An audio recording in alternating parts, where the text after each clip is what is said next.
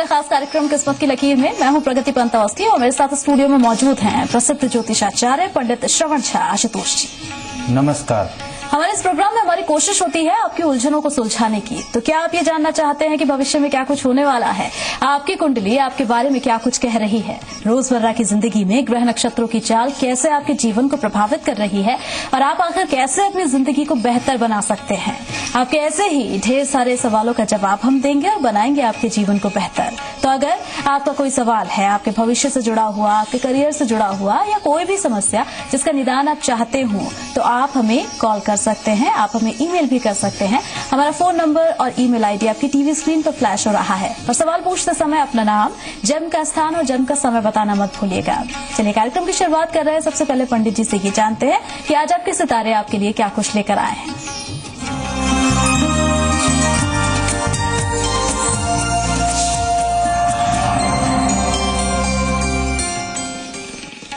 चलिए तो पंडित जी से सबसे पहले ये जानते हैं। पंडित जी ये बताइए कि मेष राशि के जो जातक है उनका आज का दिन कैसा रहेगा। कहना चाहेंगे कि अपनी योजनाओं पर कार्य करने की जरूरत है। जो भी योजना बना रहे हैं कार्य प्रारंभ कर लीजिए। कार्य व्यवसाय में तरक्की होगी। परिश्रम करते रहने से आगे आने वाले मार्ग जो हैं वो प्रशस्त हो जाएंगे। परिवार का भरपूर सहयोग मिलेगा। चलिए तो मेष राशि के जो जातक है उनके लिए दिन आज अच्छा रहने वाला है, क्योंकि परिवार का पूरा सहयोग उन्हें मिल रहा है। और साथ ही साथ अगर कोई नई कार्य योजना अगर आप बनाना चाह रहे हैं आज के दिन के लिए, तो वो भी आप बना सकते हैं, क्योंकि आज का दिन आपके अनुकूल ही रहने वाला है। अब बात करेंगे हम वृष राशि के जातकों की, उनका दिन कैसा रहेगा पंडित जी बता रहे हैं। कहेंगे मानसिक रूप से मजबूत रहेंगे। स्थिर राशि है, मजबूत तो रहते ही हैं लेकिन आज विशेष रूप से रहेंगे। बिना सोचे विचारे अपने काम पर ध्यान दें। कुछ नहीं सोचना है, सिर्फ काम करते रहना है। वरिष्ठ मित्रों का सहयोग मिलेगा। दाम्पत्य सुख उत्तम है। दिन आज बहुत ही अनुकूल है। तो वृष राशि के जो जातक है उन्हें सिर्फ अपने काम पर ध्यान देने की जरूरत है आज के दिन। और जैसा कि पंडित जी बता रहे हैं आपके लिए भी आज का दिन काफी अनुकूल है। मिथुन राशि के जातकों का कैसा रहने वाला है आज का दिन, जानते हैं पंडित जी से। कहते हैं अपने ही परिश्रम पर भरोसा नहीं होगा। परिश्रम करते रहिए, लाभ मिलेगा। धन की चिंता बनी रहेगी। कार्य व्यवसाय सामान्य बना हुआ है।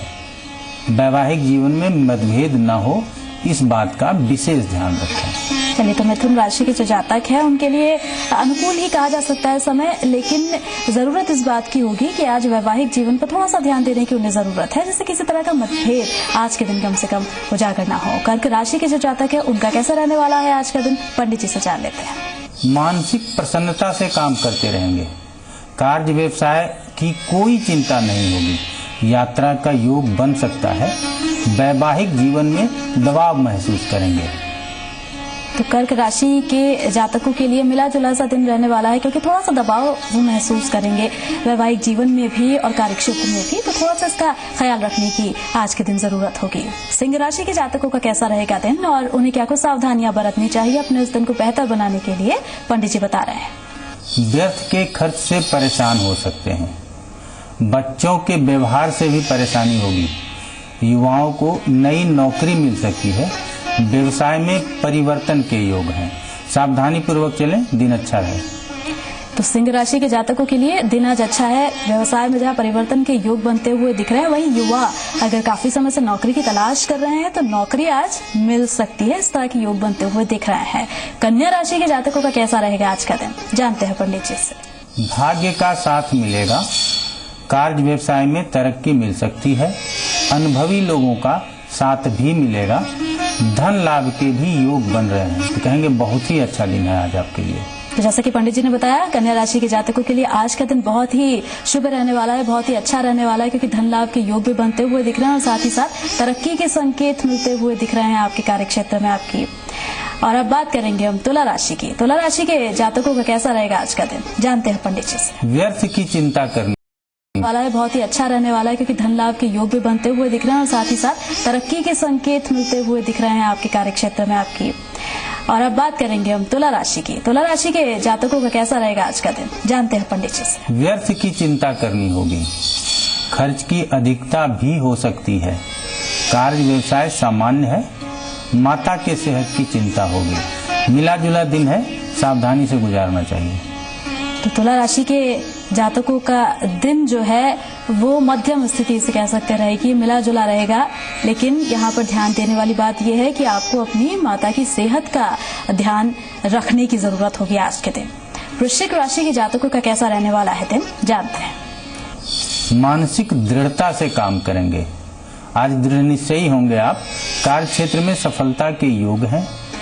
आम लोगों का भी साथ मिलेगा। सिर्फ वाणी पर नियंत्रण रखना आज आपके लिए जरूरी है।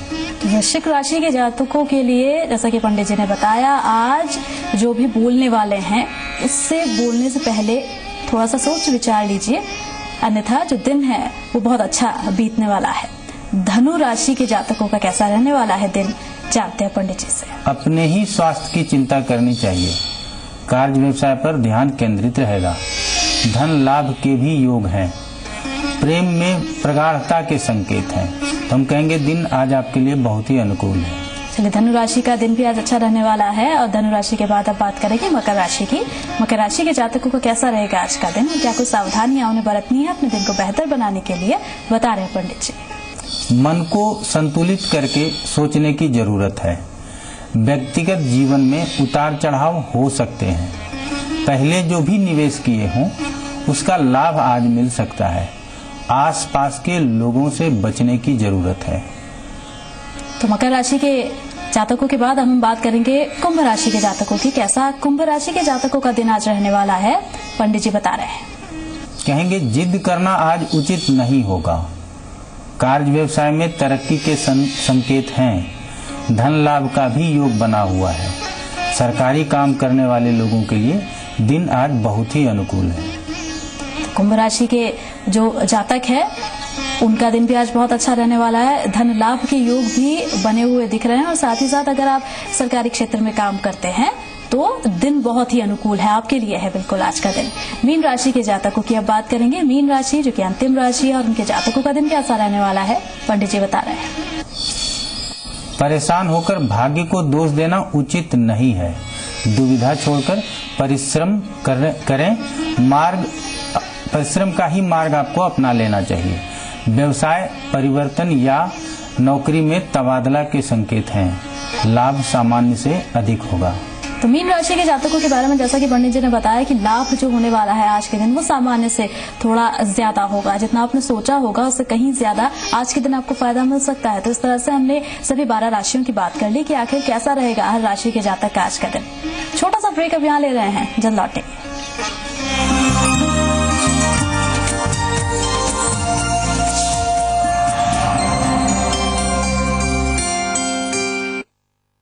प्रधानमंत्री जनधन योजना रुपे डेबिट कार्ड के जरिए किसी भी एटीएम से पैसे निकालें। 1 लाख रुपए का दुर्घटना बीमा मुफ्त। अपना आधार नंबर दिखाएं। पता बदल गया हो तो उसे स्वयं प्रमाणित करें। आधार नंबर न हो तो अन्य पहचान पत्र दिखाएं। कोई पहचान पत्र या दस्तावेज न होने पर भी छोटा खाता खोल सकते हैं।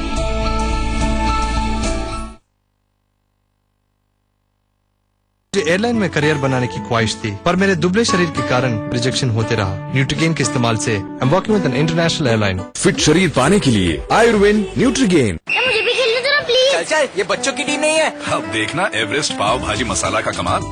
सिर्फ इसी में है पूरे 15 शुद्ध मसालों का सही मिश्रण। खेलेगा क्या? खेलेगा क्या, ये तो कैप्टन है। टेस्ट में बेस्ट मम्मी और Everest. All new star city plus, इसका डिजाइनर स्टाइलिंग आपको बना दे स्टार। तो ये है नया स्टार। और ये दे 86 kmpl माइलेज स्टाइल से। TVS star city plus, style का नया स्टार। मैं मतदाता हूँ।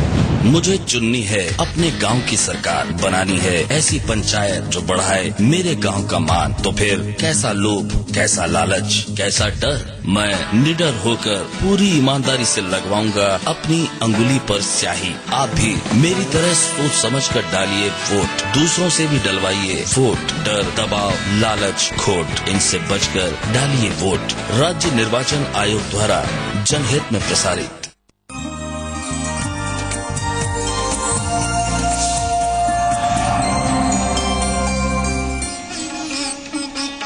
ब्रेक के बाद स्वागत है आपका। ब्रेक से पहले पंडित जी ने आपको बताया आपका राशिफल और अब बारी है आपके ही सवालों का जवाब देने की। पंडित जी, बहुत सारे दर्शक है, बहुत सारे सवाल भी, उनमें से कुछ सवाल हम चुनते हैं जिससे कि आप उनका पूरी तरह से जवाब दे सके, जो भी उपाय आप बता सके उनके जीवन को बेहतर बनाने के लिए। तो एक ऐसा ही सवाल है, हमारी एक दर्शक है सभा देवी इनका नाम है, और वो जो सवाल पूछ रही है वो ये कि उनके बेटे और उनके बहू उनकी इज्जत नहीं करते, तो सम्मान के प्रति थोड़ी सी परेशान है वो, और इसीलिए जानना चाह रही हैं कि उनकी पत्रिका क्या कुछ कह रही हैं।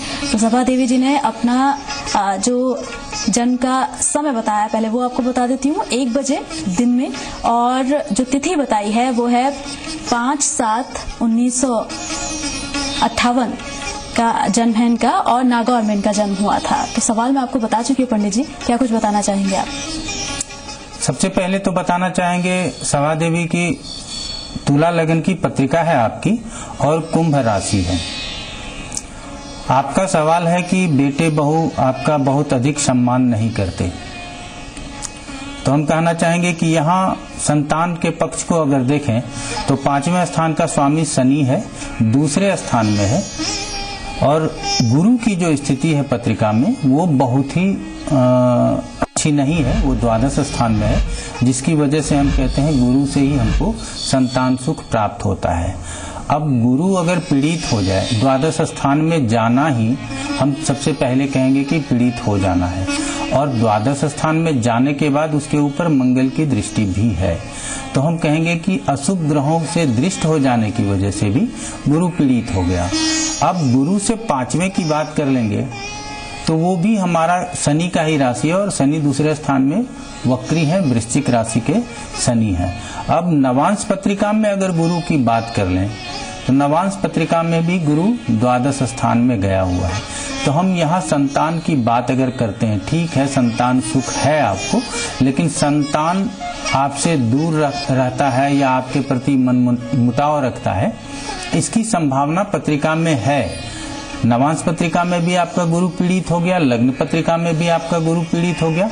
अगर हम सप्तांश की बात कर लेंगे तो सप्तांश पत्रिका में भी गुरु द्वादश में ही स्थित है, और सप्तांश पत्रिका के लग्न में सूर्य है, और सूर्य सेपरेटिव इफेक्ट देता है। तो जब सेपरेटिव इफेक्ट देता है तो हम कहते हैं कि हम अपने बच्चे से दूर रह सकते हैं। मनमुटाव की जहाँ तक बात है तो हम कहेंगे कि ये कुछ समय के लिए है, आगे ये ठीक हो सकता है, लेकिन हम ये जरूर कहना चाहेंगे कि आपके पुत्र से आपकी दूरी जो है वो बनी रहेगी। वर्तमान जो दशा है वो बुध में शुक्र की दशा है। एक सुझाव देना चाहेंगे कि आप अपने स्वास्थ्य का अभी विशेष ध्यान रखें, क्योंकि शुक्र लग्न के साथ साथ अष्टम स्थान का भी स्वामी है, और जब लग्न कभी दशाओं में आता है तो हम कहते हैं कि स्वास्थ्य का ध्यान रखना चाहिए।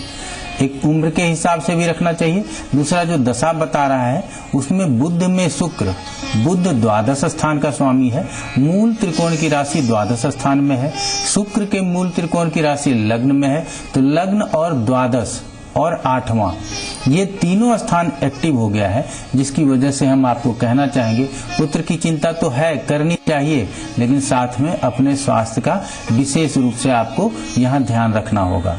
अगर अपने स्वास्थ्य का ध्यान नहीं रखेंगे तो आगे आपको परेशानी हो सकती है, क्योंकि शुक्र की दशा अभी मार्च 2015 तक है। यहाँ तक तो कम से कम आपको निश्चित रूप से हम कहेंगे कि अपने स्वास्थ्य का बहुत ही अधिक ध्यान रखना है। दूसरी बात है कि अब आपके पत्रिका में चंद्रमा, माता का कारक ग्रह चंद्रमा होता है, वो 5वें में ही स्थित है, तो हम कहते हैं कि हमको अपने बच्चे के प्रति विशेष ध्यान रहता है, और हम उसके ऊपर जितना ध्यान देते हैं तो वहाँ से हमको परेशानी भी उतनी ही अधिक दिखती है। थोड़ा सा मन से इस बात को भी निकालने का प्रयास कीजिए, ये आपके लिए विशेष उत्तम होगा। अच्छा पंडित जी, यहाँ पर शायद ये भी जरूरी होगा कि इनके पुत्र की पत्रिका भी देख ली जाए। तो उनका नाम है विनय, और जन्म का जो समय है वो 9/8/1986 का जन्म है, और जो समय बताया है 22:50 का बताया गया है। नागौर में इनका जन्म हुआ था। बेटे विनय की पत्रिका है, अगर इससे आपको समझ पाए पत्रिका को देखकर। बिल्कुल ऐसा होना चाहिए कि अगर माता को संतान से, पुत्र से अगर परेशानी है तो पुत्र के पत्रिका में भी उसके माता को परेशानी दिखना चाहिए, ये निश्चित है। ठीक उसी तरह से सत्य है जिस तरह से सूर्य पूरब में उगता है, उसी तरह से अगर माता से पुत्र दूर है तो पुत्र से माता की दूरी पुत्र के पत्रिका में दिखना चाहिए। इसीलिए हम कहेंगे कि इसकी भी पत्रिका देखनी उतनी ही जरूरी है। तो सबसे पहले हम बता दें कि मेष लगन की पत्रिका है। हम पत्रिका में लगन, लग्नेश या जिस स्थान से देखते हैं वो इसलिए बताना चाहते हैं कि आम जन लोग भी इसको समझें, और अगर ज्योतिष बंधु इस कार्यक्रम को लगातार देखते हैं तो उनको भी समझना चाहिए कि हम जो कुछ भी बता रहे हैं उसका आधार क्या है। तो कहेंगे मेष लगन की पत्रिका है, लग्नेश मंगल त्रिकोण में है, अच्छा है, 9वें स्थान में। 9वां स्थान पहले से ज्यादा मजबूत 5वां और 5वें से ज्यादा मजबूत 9वां स्थान होता है। ये बहुत अच्छा है कि 9वें स्थान में मंगल है। राशि जो इनकी बनती है वो कन्या राशि है और राशि का स्वामी बुध है जो चतुर्थ स्थान में है। इतना तो आप लोगों को किसी को भी समझ में आता है और समझना चाहिए। अब यहाँ पे है कि माता स्थान को हमको देखना पड़ेगा, क्योंकि माँ को पुत्र के लिए कष्ट है और पुत्र को भी निश्चित रूप से माँ से कष्ट होना चाहिए। जब माता स्थान की बात करते हैं तो सबसे पहले भाव देख लेते हैं कि चतुर्थ भाव। चतुर्थ भाव में सूर्य और बुध है। सूर्य इस पत्रिका में पंचमेश है और बुध इस पत्रिका में तृतीयेश और षष्ठेश है। तृतीयेश और षष्ठेश होने का मतलब है 2 अशुभ स्थानों का स्वामी है। अब चंद्रमा छठे है तो हम कहेंगे माता का कारक ग्रह जो है वो चंद्रमा छठे स्थान में है, राहु केतु के एक्सिस में भी है। तो किसी भी ग्रह का छठे, 8वें और 12वें में जाना अच्छा नहीं माना जाता। तो यहाँ चंद्रमा छठे स्थान में चला गया तो माता के कारक के रूप में चंद्रमा का छठे स्थान में जाना ये ठीक नहीं है। चौथा स्थान सबसे पहले पीड़ित है क्योंकि वहाँ पे सूर्य और बुध है और साथ में 9वें स्थान में बैठे मंगल की दृष्टि भी वहाँ पहुँचती है। दूसरा चीज कहना चाहेंगे, सूर्य भी सेपरेटिव इफेक्ट देता है जो माता के पत्रिका में हम सप्तांश देख के आप लोगों को बताए थे। तो हम यही कहेंगे कि यहाँ पुत्र के भी पत्रिका को यदि हम देखते हैं तो यहाँ पे भी दिखाता है कि वो घर से दूर रहेगा, माता से दूर रहेगा। हो सकता है कि माता से विचारों का मिलना कम हो, ऐसा पुत्र विनय कुमार के भी पत्रिका में दिखाई पड़ता है। अब चंद्रमा शुक्र के साथ है। शुक्र इस पत्रिका में मार्केश भी है, द्वितीय स्थान के साथ साथ 7वें स्थान का भी स्वामी है। अब वर्तमान समय में ये अगर समस्या है तो वर्तमान दशा क्या है ये जानना जरूरी होता है।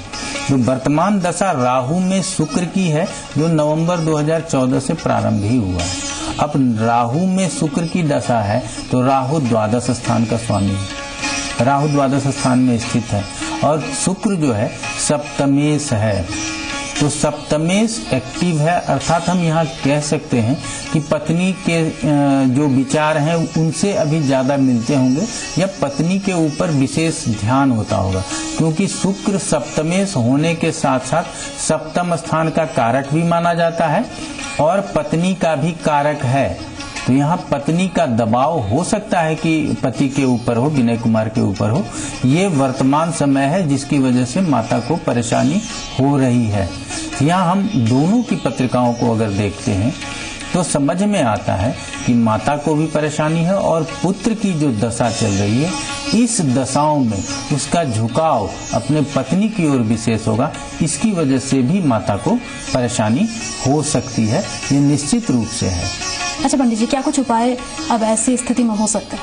देखिए, सबसे पहले तो अगर हम उपाय बताना चाहें तो माता के लिए हम बताना चाहेंगे कि अगर पुत्र सुख की कामना करते हैं, पुत्र तो है, पुत्र से सुख प्राप्त हो इसकी अगर कामना करते हैं तो हम हमेशा से अपने इस कार्यक्रम में बताते आते हैं कि किसी भी तरह के सुख की कामना के लिए गुरु की आराधना करनी चाहिए। तो गुरु के मंत्रों का जप कर सकते हैं।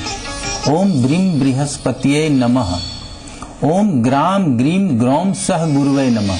ये तो पत्रिका के हिसाब से, और चूंकि इनके पत्रिका में गुरु पीड़ित है इसीलिए विशेष रूप से हम कहेंगे कि इनका जप इनको करना ही चाहिए। लेकिन अगर विशेष फल चाहते हैं और निश्चित चाहते हैं कि पुत्र हमको सुख दे तो विष्णु की आराधना कीजिए और ओम नमो भगवते वासुदेवाय इन मंत्रों का जप कीजिए। जिस भी तरह से कर सकते हैं करें। उम्र के साथ साथ अगर आप एकादशी का व्रत करते हैं, ऐसा हम विशेष नहीं बताते, लेकिन अगर आपको बहुत पीड़ा है तो एकादशी का व्रत भी कर सकते हैं, इस कामना के साथ कि हमको पुत्र सुख प्राप्त हो। ये तो माता के लिए हो गया। पुत्र के पत्रिका में सबसे पहले तो हम कहेंगे कि चंद्रमा ही पीड़ित है। अब चंद्रमा अगर पीड़ित हो तो हमको सबसे पहले चंद्रमा के ही मंत्रों का जप करना चाहिए। ओम सोम सोमाय नमः, ओम श्राम श्रीम श्रौम सह चंद्रमसे नमः। ये 2 मंत्र है, इसमें से जो भी आसान हो जाए उन मंत्रों का जप कर सकते हैं। दूसरा मंत्र भी हम बता देते हैं, कहते हैं ओम घृणी सूर्याय नमः, ओम ह्राम ह्रीम ह्रौम सह सूर्याय नमः। इस मंत्रों का जप भी पुत्र को ही करना चाहिए, ताकि चतुर्थ स्थान में जो सेपरेटिव इफेक्ट प्राप्त हो रहा है उसकी कमी हो और माता को सुख प्राप्त हो और माता से पुत्र को भी सुख प्राप्त हो। हम कहना चाहेंगे कि दशा है, ये दशा 2.5 साल की है और इस 2.5 साल में माता को निश्चित रूप से कष्ट पुत्र से होगा, लेकिन फिर से पुत्र का प्रेम माता के प्रति उतना ही होगा जितना पूर्व में रहा होगा। चलिए सभा देवी जी, हम ये उम्मीद करते हैं कि पंडित जी के बताए हुए उपाय आपके लिए लाभप्रद साबित होंगे। यहाँ पर एक छोटा सा ब्रेक हम यहाँ पर ले रहे हैं, जल्द लौटेंगे।